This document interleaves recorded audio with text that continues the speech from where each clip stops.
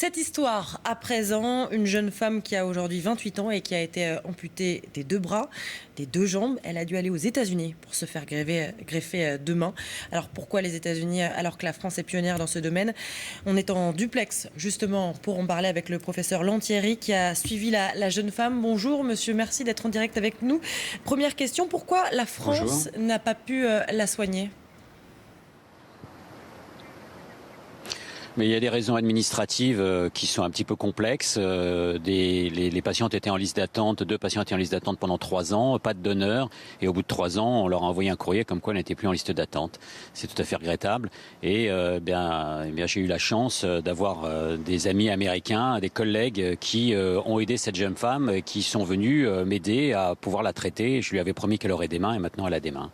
La France avait été pourtant le théâtre de la première opération de greffe des mains. Est-ce qu'on est toujours au top de cette pratique médicale, chirurgicale ? Je crois qu'il faut vraiment se poser les questions de savoir si on est au top sur l'ensemble de nos pratiques médicales. Pour avoir une médecine moderne, il faut 3 choses. Pour avoir une médecine qui couvre bien la population, il faut 3 choses. Il faut de la prévention, qui est souvent le parent pauvre. Il faut une couverture sociale qui est souvent surdimensionnée dans notre pays. Et il faut aussi pouvoir continuer l'innovation dans les hôpitaux et en particulier dans les structures universitaires. Et malheureusement, moi, comme beaucoup de collègues, nous savons que nous n'avons plus d'argent pour faire ces innovations et c'est très regrettable.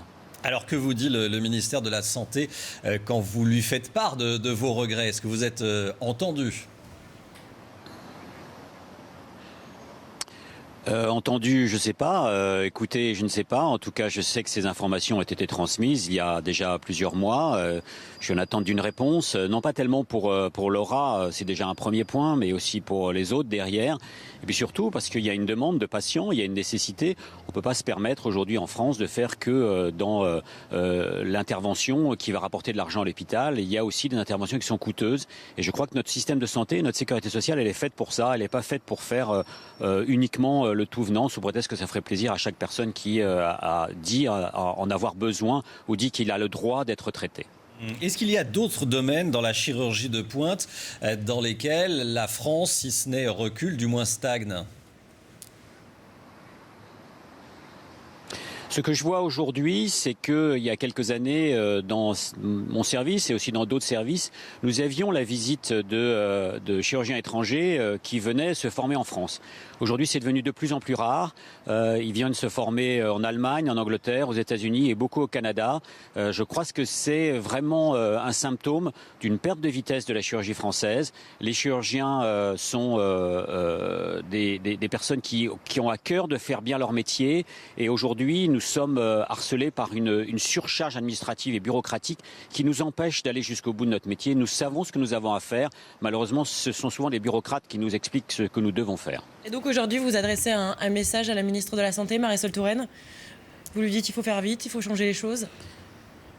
J'adresse un message pas spécifiquement à Marisol Touraine. Moi, d'abord à mon administration de mon hôpital, puisque c'est d'abord mon hôpital, l'hôpital Georges Pompidou, où la directrice a décidé de ne plus faire cette greffe, qui a transmis aux différentes autorités, et ensuite les 250 couches de hiérarchie qui ont suivi. C'est tout à fait regrettable. Je pense qu'effectivement la ministre doit pouvoir intervenir pour que la partie administrative soit plus légère, et j'espère que dans le futur, nous n'aurons plus cette lourdeur bureaucratique pour pouvoir faire avancer des projets qui étaient des projets où nous avions toutes les autorisations et tout était prêt pour le faire. Une dernière question, et elle n'est pas anodine. Comment va Laura aujourd'hui ? Laura va très bien, elle est sortie de l'hôpital vendredi. C'est une jeune femme que je sentais un peu éteinte lorsque je l'ai appelée il y a 6 semaines pour aller greffer aux États-Unis. Vraiment, elle n'y croyait plus, elle était dans le désespoir. 28 ans, 9 ans sans bras, 9 ans sans jambes. Et Laura va très bien. L'équipe américaine qui s'en est occupée est tout à fait remarquable. Il faut remercier cette équipe, il faut remercier la famille du donneur aussi, que ce soit ici ou que ce soit là-bas. Il faut toujours penser au donneur. Il n'y a pas de greffe sans don. C'est vraiment le message qu'il va falloir transmettre aussi ici pour le futur. Merci professeur Lantieri avec les images de Benoît Robin qui a rendu ce direct possible. Merci.